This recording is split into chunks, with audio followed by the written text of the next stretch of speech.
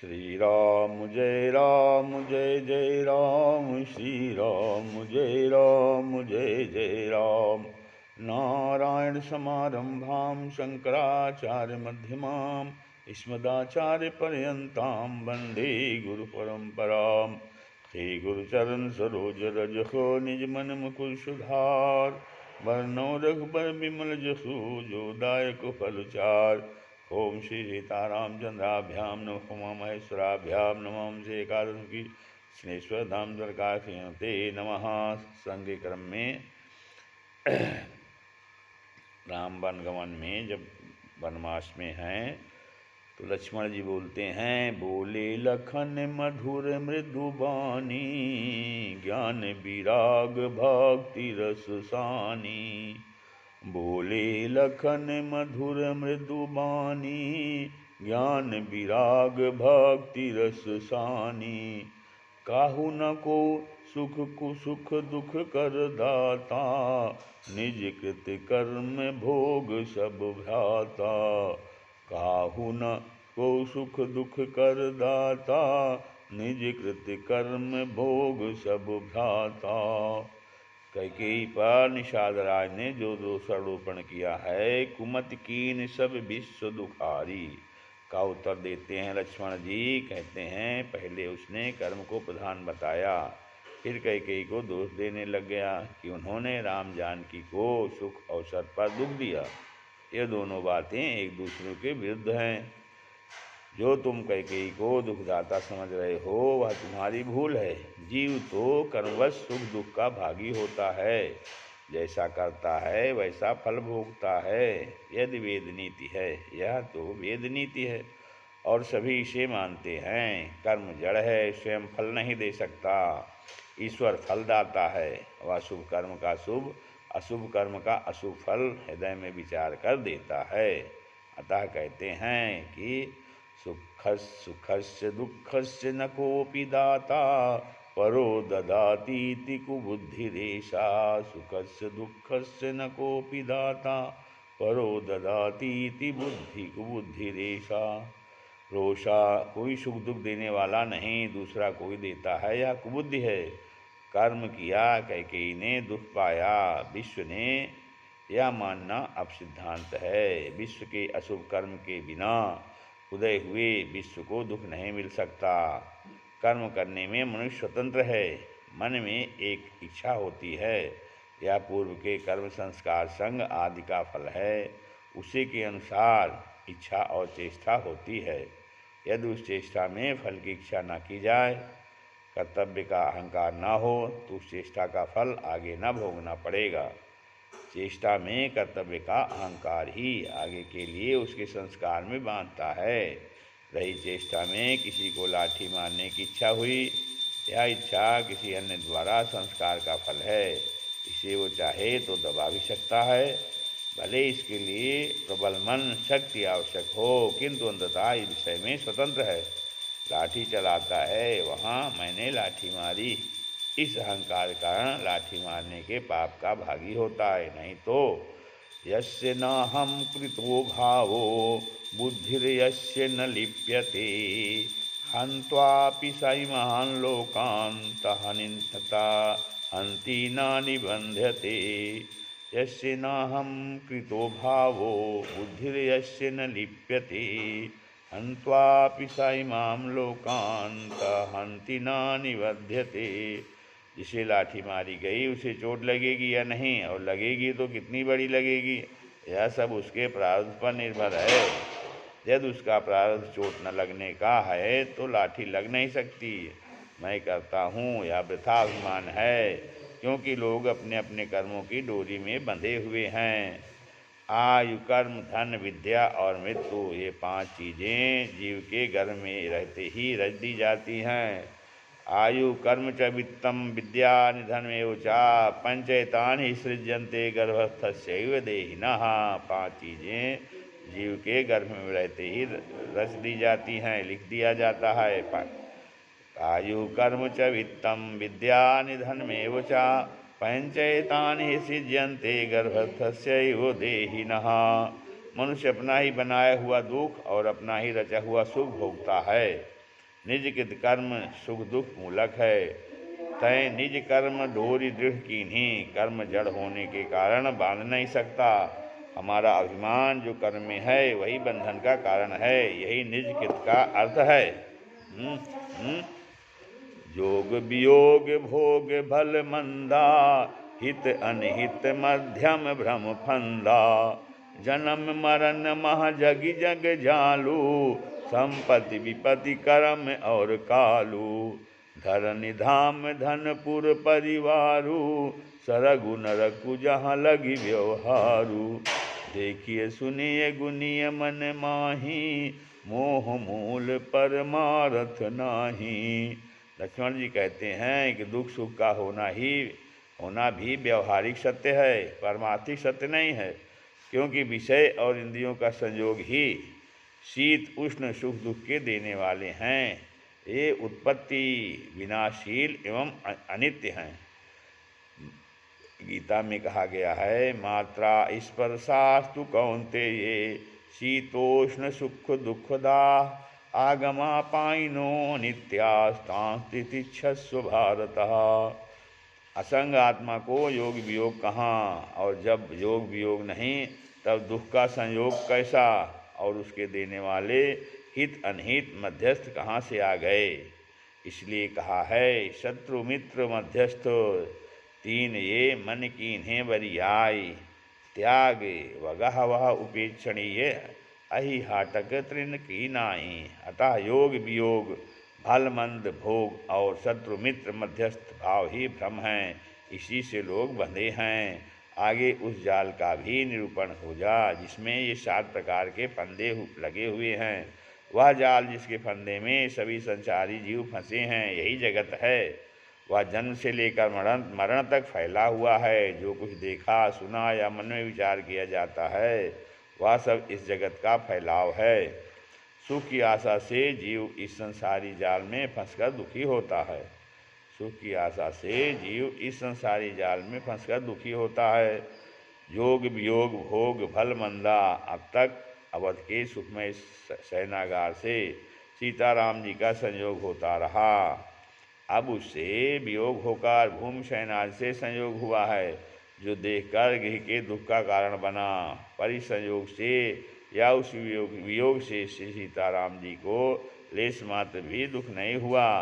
भल माने भला, अच्छा, अनुकूल, मंदा माने मंद, बुरा और प्रतिकूल। श्री रघुवीर की कानन जोगू। इस निषाद वचन का यहाँ उत्तर है कि भला बुरा किसी को बुरा प्रतिकूल लगता है। उदाहरण, बीड़ी पीना एक को सुखदायक लगता है, बिना पिए रहा नहीं जाता, न रहने पर दूसरे से मांगने को भी मजबूर कर देता है, तो दूसरे को उसका धुआं भी बहुत दुखदायक लगता है। ऐसा ही सभी भोगों का है। इससे सिद्ध हुआ कि भोग माने विषय भले या बुरे नहीं हैं। विषय भला बुरा लगना केवल मन का भ्रम मोह है, और यह मोह ही फंदा है जिसमें स्वयं फंसकर मनुष्य दुखी होता है। मोह सकल व्याधिन कर मूला। इस मोह जनित भ्रम से ही मन सुख दुख भला बुरा आदि कल्पनाएं करता रहता है। हित अनहित मध्यम भ्रम फंदा। हित माने सुहित, मित्र, अनहित माने शत्रु, मध्यम माने जो न मित्र हो न शत्रु हो अर्थात उदासीन हो।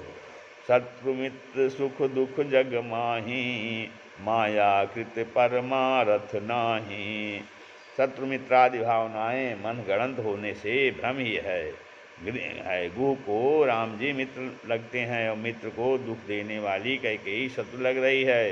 इस प्रकार लक्ष्मण जी का उत्तर है, मोह ही सबसे बड़ा कठिन दुखद फंदा है। ऐसा कहकर जगत मिथ्या इस सिद्धांत का साझ ही उत्क्रम किया गया है। ब्रह्म जीव और जगत का परस्पर संबंध और स्वरूप स्वानुभव से जानना ज्ञान है। जन्म मरण जहाँ लगी जग जालू। जगत को जाल कहा, यह जाल गोचर जहाँ लगी मन जाई। सो सब माया मतलब अविद्या जानो भाई। यह जाल माया ने फैलाया है। वह जन्म से लेकर मरण तक फैला हुआ है। पुनरपि जननम पुनरपि मरणम, पुनरपि जननी जठरे शयनम। इसी जाल में फंसा हुआ जीव जन्म मरण का अनुभव सदा किया करता है। इसमें परमार्थ कुछ भी नहीं, संपत्ति व विपत्ति भी कुछ नहीं, क्षणिक है। त्रिकाल बाधित यानी तीनों कालों में एक रस नहीं है, नश्वर, क्षणभंगुर और परिवर्तनशील है, कभी भी शाश्वत न होने से मिथ्या है। अतः कर्म और काल का निष्क्रिय मात्र से कोई संबंध नहीं। 2-4 क्षणों के स्वप्न में अनेक वर्ष बीत जाने का अनुभव होता है, जिसको वर्तमान काल कहते हैं, वह भी सत्य नहीं।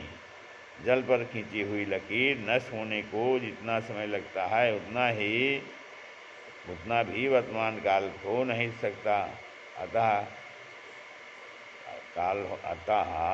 काल सत्य न होकर सापेक्ष है।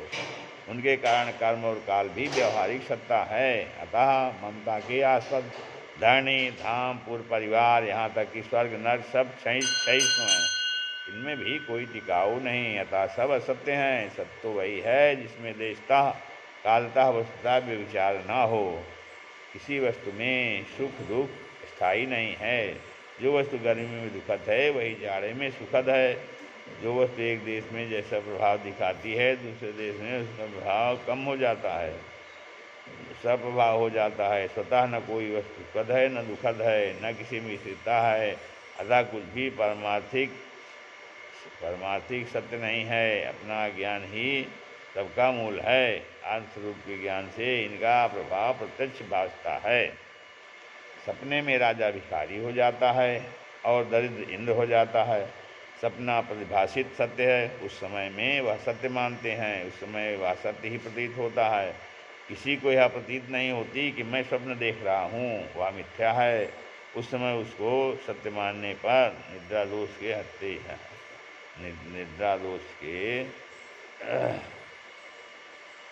हटते ही वह भ्रम जाता रहता है। उससे न राजा को कोई हानि हुई और न उस दरिद्र को कोई लाभ हुआ। यह प्रपंच माने व्यावहारिक सत्य भी सपना ही है। भेद इतना है कि यह सपना अधिक स्थायी है, अर्थात दीर्घकाल तक चलता है। वह सपना निद्रा दोष से था, यह सपना माया दोष से है, जो आत्मज्ञान होने पर विकृत होता है। ऐसा विचार कर क्रोध न करना चाहिए, किसी को दोष देना चाहिए। सब मोह रात में सोने वाले हैं, अनेक प्रकार के सपने देख रहे हैं, कोई किसी को सुख दुख देने वाला नहीं। संयोग वियोग, शत्रु मित्र, उदासीन ही भावनाएं प्राणी को उलझाने वाली भावनाएं हैं, भ्रमजाल हैं। सब माया मोह मूल है।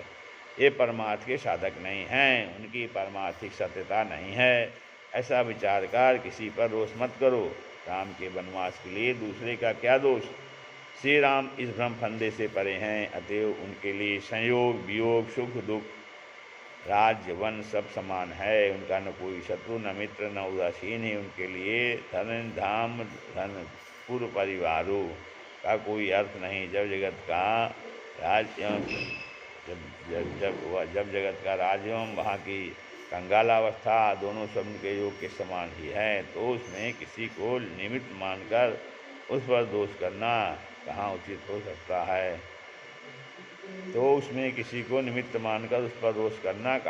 सकता है। काहू ही वादि न दे ये दोषु, या चित्त की स्थिरता के लिए उपदेश किया गया है। जिस भांति सूर्य के न होने से रात होती है, उसी भांति ज्ञान सूर्य के अभाव में से मोह रात्रि होती है। या मोनिशा शिष्य की कारणभूत अविद्या है। यही संसार रूपी रात्रि है। इसमें सपना देखने वाले अपने को मिथ्या ही जागता हुआ मानते हैं, इसमें सच्चे जागने वाले योगी हैं। मोह निशा सब शोव निहारा, देखई सपन अनेक प्रकारा। यही जग जामिन जागहि जोगी, बर परमारथी प्रपंच वियोगी। यही जग जामिन जानिए तब ही जीव जब जानहि, तब जानिए तब ही जीव जब जागा। जब सब विषय विलास विरागा, होय विवेक मोह भ्रम भागा। तब रघुनाथ चरण अनुरागा। भाव यह है कि जिस ओर योगी जाग रहे हैं और उस ओर संसारी लोग सोए हुए हैं। जिस ओर संसारी जाग रहे हैं उस ओर योगी सो रहे हैं। जब तक विषय विलास में विराग नहीं होता, तब तक विवेक नहीं होता। केवल शास्त्रीय ज्ञान से पूरा काम नहीं चलता। विवेक ज्ञान से ही मोह का नाश होता है। अज्ञान से विपरीत ज्ञान ही भ्रम है। विवेक ज्ञान से विपरीत ज्ञान ही भ्रम है। विवेक ज्ञान से भ्रम और उसके मूल मोह का नाश होता है। मोह और भ्रम के बने रहते श्री रघुनाथ के चरणों में अनुराग नहीं होता। अतः मनसा वाचा कर्मणा श्री राम के चरणों में प्रेम होना ही परम पुरुषार्थ है। राम जीव नहीं हैं, वे ब्रह्म हैं। देशतः कालतः और वस्तुतः अपरिच्छिन्न हैं, इसलिए वे ही परमार्थ रूप हैं। अरूप होने से अव्यक्त हैं, मन और वाणी से परे होने से अलग हैं, स्थूल दृष्टि से नहीं देखे जा सकते। सबके होने आदि होने से अनादि कहा, अद्वितीय होने से अनूप कहा, चिदानंदमय होने से विकार रहित कहा, सर्वगत होने से भेद रहित और इदमित्थम रूप से नहीं गए जा सकते हैं। भगत भूमि भूसुर सुरभि सुरहित लाग कृपाल, करत चरित धरि अनुज तनु सुनत जल घाल।